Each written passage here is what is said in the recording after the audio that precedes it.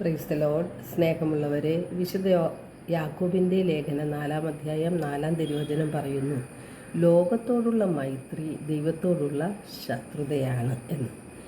ലോകത്തിൻ്റെ മിത്രമാകാൻ ആഗ്രഹിക്കുന്നവരാണ് നമ്മിൽ ഭൂരിഭാഗം പേരും. എന്നാൽ തിരുവചനം പറയുന്നു, ലോകത്തിൻ്റെ മിത്രമാകാൻ ആഗ്രഹിക്കുന്നവൻ തന്നെ ദൈവത്തിൻ്റെ ശത്രുവാക്കി മാറ്റുന്നു എന്ന്. ഈ ലോകം തരുന്ന സുഖങ്ങളിലെല്ലാം മുഴുകി അവയെല്ലാം ആസ്വദിച്ചുകൊണ്ട് ദൈവത്തെ പ്രീതിപ്പെടുത്തുവാൻ നമുക്ക് സാധിക്കുകയില്ല. ഈ ലോക നേട്ടങ്ങൾക്ക് വേണ്ടിയാണ് മനുഷ്യൻ നെട്ടോട്ടം ഓടിക്കൊണ്ടിരിക്കുന്നത്.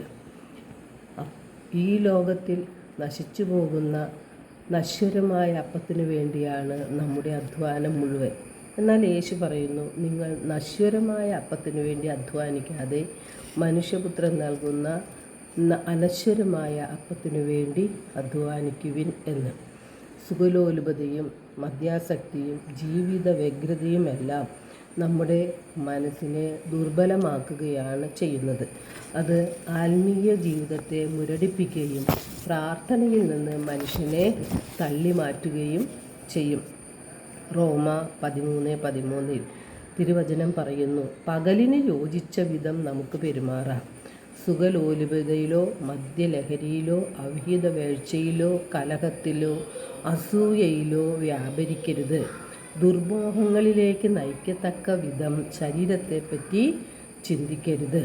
ഇപ്പം നമുക്ക് ശരീരവും മനസ്സും ആത്മാവുമുണ്ട്. നമ്മുടെ ശരീരത്തിൻ്റെയും മനസ്സിൻ്റെയും ആഗ്രഹങ്ങളെ നാം നിയന്ത്രിക്കേണ്ടത് ആത്മാവിൻ്റെ പ്രചോദനമനുസരിച്ചാണ്. ആത്മാവിൻ്റെ പ്രചോദനമനുസരിച്ച് നാം നമ്മുടെ ജീവിതത്തെ ക്രമപ്പെടുത്തുകയാണ് നാം ചെയ്യേണ്ടത്. ആത്മാവാണ് മനസ്സിനെയും ശരീരത്തിനെയും നിയന്ത്രിക്കേണ്ടത്. നേരായ വഴിയിലൂടെ നമ്മെ നയിക്കുന്നത് ആത്മാവാണ്. റോമ 8:8 തിരുവചനം പറയുന്നു, ജഡിക പ്രവണതകൾ അനുസരിച്ച് ജീവിക്കുന്നവർക്ക് ദൈവത്തെ പ്രസാദിപ്പിക്കുക സാധ്യമല്ല. അതിനാൽ നമ്മുടെ ജഡിക പ്രവണതകളെയെല്ലാം ആത്മാവിൻ്റെ പ്രചോദനത്താൽ നിഗമിക്കാം. ദൈവം നമ്മെ ഓരോരുത്തരെയും സമൃദ്ധമായി അനുഗ്രഹിക്കട്ടെ.